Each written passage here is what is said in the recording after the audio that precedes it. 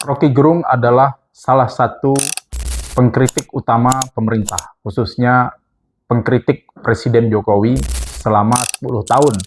Bahkan sekarang bersambung ketika anak dari Presiden Jokowi, yaitu Gibran Rakabuming Raka, menjadi wakil presiden. Tetapi anehnya, Rocky Gerung ini seakan-akan selalu lolos dari jerat hukum. Pernah dia digugat, tapi kemudian gugatan ditolak. Dianggap apa yang dilakukan oleh Rocky Gerung itu bukan sebagai penghinaan. Nah, ada apa dengan Rocky Gerung ini? Kok begitu istimewa? Sedangkan di sisi lain hari ini aktivis yang lain seperti misalnya Sahganda Nainggolan, Jumhur Hidayat, atau hari ini Roy Suryo dan kawan-kawan itu menghadapi proses hukum ya, walaupun masih dalam proses penyelidikan. Nah, sebelum saya membahas tentang persoalan betapa Rocky Gerung seakan-akan memiliki kekebalan hukum di Indonesia, saya akan memberikan informasi sedikit terkait dengan apresiasi saya terhadap teman-teman netizen yang selama ini memberikan komentar atau tanggapan atau memberikan subscribe atas video-video saya, lalu kemudian turut membagikan dan menyukai dan menuliskan komentar. Terima kasih atas semua komentar teman-teman netizen yang telah meluangkan waktunya sedikit untuk menonton video-video saya sampai selesai.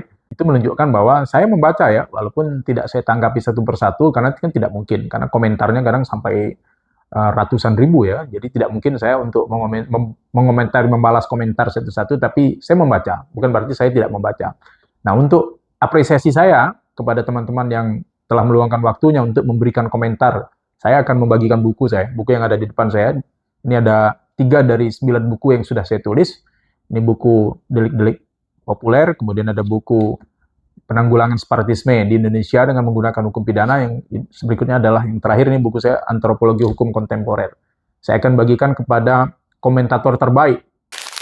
Tapi jangan lupa komentator terbaik nanti sertakan akun Instagram, biar kami DM untuk mengirimkan buku ini gratis tanpa dibayar, termasuk ongkos kirim. Saya akan kirimkan kepada 3 komentator terbaik, 3 ya, yang beruntung. Jadi kan mungkin kami nanti kesulitan juga nih untuk menilai mana yang terbaik karena banyak, tapi tentu akan kami pilih yang terbaik. Dan tentu subjektivitas ada di kami untuk menilai siapa komentator terbaik menurut versi kami. Dan nanti kami jelaskan kriterianya apa. Ini terkait dengan reward saya kepada teman-teman yang telah meluangkan waktu untuk menonton sampai selesai dan memberikan subscribe serta memberikan komentar terbaiknya. Nah, lanjut kita terkait dengan pembahasan Rocky Gerung ini. Mengapa Rocky Gerung ini begitu istimewa dibandingkan dengan pengkritik-pengkritik aktivis pro-demokrasi yang memilih bersikap oposisi terhadap pemerintah dan berhadapan-hadapan dengan mereka yang dituding sebagai buzzer. Jadi seakan-akan Rocky Gerung ini kebal hukum, seakan-akan dia punya backing, seakan-akan dia punya imunitas. Dan itu pertanyaan publik, mengapa selalu lolos Rocky Gerung? Sementara Roy Suryo, Sahganda Nainggolan, atau siapa banyak aktivis ya, kemudian Haris Azhar itu harus berurusan dengan penegak hukum. Sementara Rocky Gerung ini ya paling dipanggil polisi kemudian selesai. Jadi perkaranya tidak pernah naik sampai sidik. Dan gugatan pun, sampai gugatan itu perdata ya. Secara perdata pun kemudian dia memenangkan perkara di Pengadilan Negeri Jakarta Selatan pada waktu itu dia digugat. Dan hakim berpendapat bahwa apa yang dilakukan oleh Rocky Gerung itu bukan sebagai penghinaan. Nah, jadi cerita tentang aktivis yang berhadapan dengan pemerintah ini kan bukan cerita baru ya, cerita lama. Pada masa Orde Baru, sejumlah aktivis itu juga memang pernah ditangkap, baik secara penangkapan di luar hukum, ekstrajudisial, maupun secara hukum. Nah, maka pernah ada buku itu, judulnya adalah yang ditulis oleh teman-teman Kontras, teman-teman Elsam, itu menulis Mengadili Para Korban. Nah, jadi demokrasi itu memang dibungkam pada masa Orde Baru. Nah, sekarang kan kita nih masa-masa demokrasi. Jadi seharusnya kritik memang tidak dijadikan sebagai pengkriminalisasian orang-orang yang mengkritik. Harusnya orang mengkritik harusnya dibebaskan dari persangkaan melakukan tindak pidana, khususnya tindak pidana ITE. Tapi apa yang terjadi hari ini? Nah, ini memang banyak ya aktivis. Nah, sebenarnya kalau menurut saya ini negara demokrasi. Negara demokrasi, orang mengkritik bebas, orang menghina yang tidak bebas. Jadi ini yang harus kita bedakan antara mengkritik dan menghina. Inilah yang akan saya ulas. Pertama, apa istimewanya seorang Rocky Gerung? Satu. Yang kedua, mengapa Rocky Gerung tidak bersentuhan dengan hukum ya, jadi selalu lolos di dalam jerat-jerat hukum pidana dalam ulasan saya yang kedua. Jadi pertama ya, kita akan bahas terkait apa istimewanya seorang Rocky Gerung. Apakah Rocky Gerung ini benar-benar punya backing? Apakah dia memang orang sebenarnya dekat dengan pemerintah? Bahkan ada yang mengkritik Rocky Gerung itu sebetulnya orang yang dipelihara dalam tanda kutip oleh pemerintah, tetapi sengaja dibuat seakan-akan dia berlawanan dengan pemerintah, padahal sebenarnya tidak. Tidak, saya kira tidak seperti itu. Kalau saya melihat apa istimewanya Rocky Gerung ini menurut pengakuannya sendiri, dia memang bukan orang yang bergelar sarjana, doktor, atau master, tapi dia adalah orang yang memiliki pengalaman mengikuti berbagai perkuliahan. Jadi bahkan dia terkenal kata-katanya bahwa ijazah itu adalah penentu orang yang pernah tamat sekolah, bukan berarti menunjukkan kepintaran. Ya saya kira sah-sah saja seorang Rocky Gerung menyatakan seperti itu. Kenapa? Karena Rocky Gerung dia memang sekolah. Dia mengikuti banyak perkuliahan di berbagai universitas, di berbagai fakultas. Cuma dia tidak selesai. Tentu saja ini berbeda dengan apa yang sering diungkapkan orang kampung. Saya tidak penting sekolah, yang penting paham. Ya beda ya. Saya kira beda karena Rocky Gerung ini bukan tidak sekolahan, bukan orang yang tidak sekolah. Dia sekolah, tetapi dia sengaja mungkin tidak menamatkan kuliah. Jadi dia sudah mendapatkan demikian banyak ilmu yang beragam dari berbagai bangku kuliah yang dia pernah ikuti. Nah, dan secara sekarang realitas orang demikian banyak mengakui seorang Rocky Gerung. Nah, tetapi satu hal yang saya catat, Rocky Gerung ini berminat pada filsafat. Nah, inilah yang filsafat itu kan terdiri minimal dari 3. Apa yang dikaji dalam filsafat itu ontologi, epistemologi, dan aksiologi. Jadi filsafat itu mengkaji 3 hal. Pertama, itu hakikat apa, kemudian bagaimana caranya, dan yang ketiga untuk apa.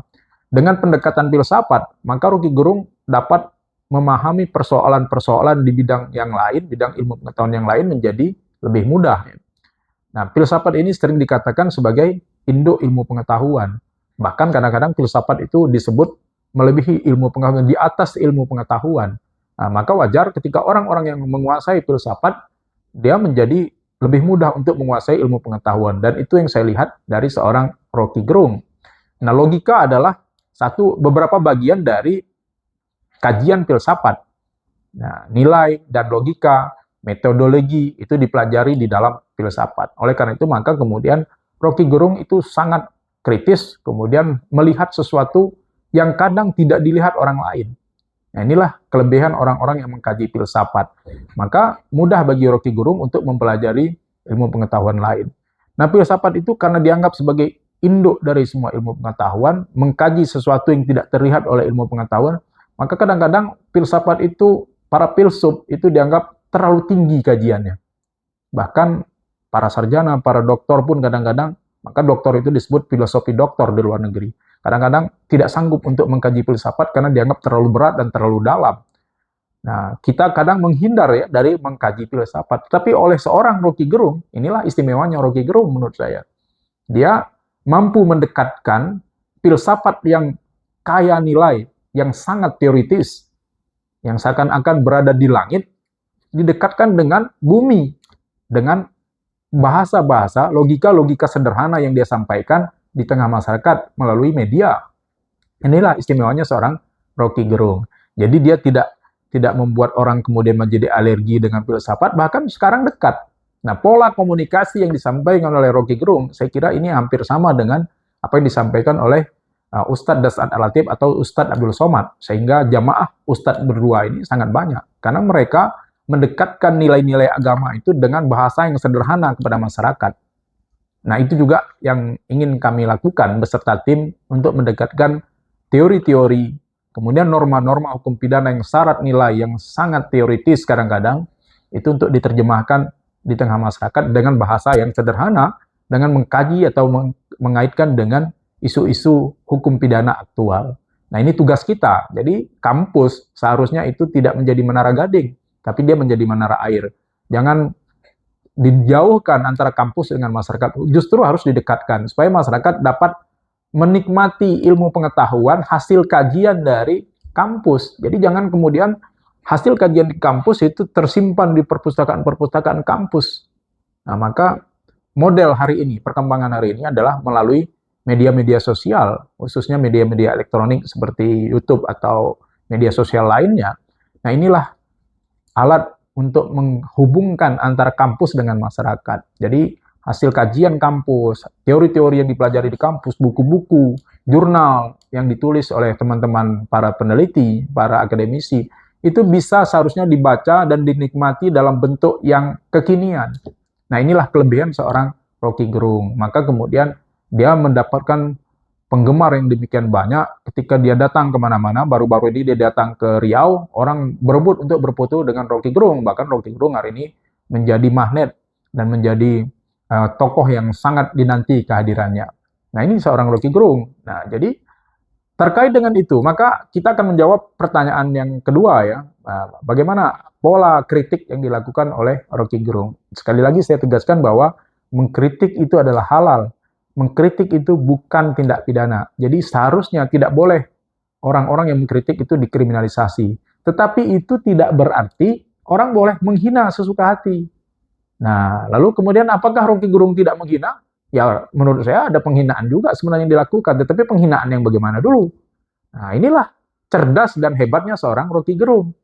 Nah, dia melontarkan kata-kata ditujukan kepada Presiden Jokowi dengan menurut saya kadang-kadang tidak enak juga didengar di kuping. Nah, tetapi kemudian itu tidak menyebabkan dia kemudian menjadi pesakitan. Nah, apa? Nah, inilah menunjukkan bahwa seorang Rocky Gerung walaupun dia bukan sarjana hukum, apalagi master hukum atau doktor hukum, tetapi dia sangat mengerti hukum. Saya harus mengakui ya bahwa Rocky Gerung sangat mengerti hukum. Jadi banyak orang yang sebenarnya cerdas, banyak orang yang sebenarnya pintar. Nah, tetapi kadang-kadang dia menilai sesuatu itu dari perspektif ilmunya sendiri. Jadi dia tidak membaca, tidak mempelajari hukum berdasarkan perspektif penegak hukum. Nah, kenapa harus dengan perspektif penegak hukum? Yang tidak bisa dengan perspektif kita sendiri. Karena kalau kita menerjemahkan hukum menurut kacamata kita masing-masing, ya berbahaya, beda. Nah, makanya kita di dalam memahami agama juga tentu harus tidak bisa menafsirkan agama dengan kacamata kita sendiri. Tidak bisa kita baca Quran, lalu baca terjemahannya, lalu kemudian kita mengamalkan agama sendiri. Kita harus berguru, harus bertanya kepada para ahli fikih, para ahli tafsir. Nah, begitu juga di dalam hukum ini. Kita tanyalah kepada orang-orang yang ahli hukum, orang yang memang belajar hukum. Kita tanyalah kepada mereka yang berpengalaman di bidang penegakan hukum, para jaksa, para hakim, para polisi, para pengacara. Mereka yang sehari-hari bergelut di bidang hukum, karena tafsirnya akan berbeda. Misalnya contoh, apa perbedaan tafsir? Misalnya, di dalam istilah sehari-hari, kita itu ingkar janji aja kita bilang nipu tuh. Kita bilang, nipu kamu. Kan gitu, tetapi secara hukum itu bukan penipuan. Yang disebut penipuan di dalam hukum itu adalah apabila ada seseorang menggunakan nama atau martabat palsu, kemudian atau menggunakan tipu muslihat, atau menggunakan rangkaian kata bohong untuk menggerakkan orang menyerahkan barang, atau menghapuskan hutang, atau menimbulkan piutang. Nah, itu yang disebut sebagai penipuan. Nah, jadi makna penipuan dalam bahasa sehari-hari dengan bahasa hukum itu dua hal yang berbeda. Sama juga dengan perzinahan. Di dalam istilah sehari-hari, bahkan di dalam istilah agama, Islam atau agama lain, yang namanya perzinahan itu adalah apabila terjadi persetubuhan antara seorang laki-laki dan perempuan, terserah apakah saya laki-laki itu terikat perkawinan atau tidak, si perempuan terikat perkawinan atau tidak, itu perzinahan dalam hukum adat, dalam hukum agama. Tapi dalam bahasa hukum pidana kita itu enggak. Yang disebut perzinahan itu adalah dalam hukum kita, pasal 284 KUHP, disebut perzinahan itu adalah apabila salah satu pihak itu terikat dengan perkawinan dengan pihak lain. Itu. Jadi bahasa hukum dengan bahasa sehari-hari kadang itu tidak sama. Begitu juga penghinaan. Secara bahasa, penghinaan itu bilang, bodoh kamu. Kamu. Pernyataan-pernyataan seperti itu dalam istilah sehari-hari, atau bau tanah kamu, seperti baru-baru ini, ya itu penistaan yang merupakan penghinaan secara bahasa sehari-hari. Tetapi dalam bahasa hukum, nah kita mengenal ada 3 pasal dalam KUHP tentang penghinaan itu. Dan kalau dilakukan dengan sarana elektronik, itu masuk pasal 27 ayat 3 atau pasal 27A Undang-Undang ITE, Undang-Undang nomor 1 tahun 2024. Nah, jadi penghinaan dalam hukum pidana itu tidak sekedar menyatakan kamu, bodoh kamu. Itu bukan penghinaan sebagaimana dimaksud dalam pasal 310 atau pasal 311. tapi itu adalah penghinaan sebagaimana dimaksud dalam pasal 315, yaitu penghinaan ringan. Nah, kalau itu dilakukan dengan menggunakan sarana elektronik, penghinaan ringan itu tidak masuk sebagai penghinaan sebagaimana dimaksud dengan dalam undang-undang penghinaan dalam undang-undang ITE. Nah, inilah istimewanya seorang Rocky Gerung.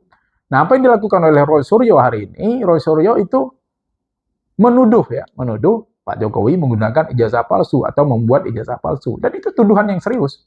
Maka, walaupun itu kita mengakui seperti di video kita sebelumnya mengakui bahwa itu adalah niat baik, nah itu tadi, kadang-kadang kita berniat baik, tapi caranya salah, caranya tidak tepat, itu bisa menyebabkan kita, walaupun ini belum tentu ya, berlaku azas praduga tak bersalah, tapi itu bisa menyebabkan kita minimal menjadi pesakitan dalam sistem peradilan pidana, minimal dipanggil. Nah, inilah kembali lagi ke sorotan kita tentang seorang Rocky Gerung. Itulah cerdasnya Rocky Gerung. Jadi saya tegaskan, menurut pendapat saya, Rocky Gerung bukan karena backing, bukan karena dia dipelihara oleh pemerintah, bukan karena dia dianggap kontra buzzer, tapi kalau dari perspektif hukum pidana, saya melihat Rocky Gerung ini sangat mengerti.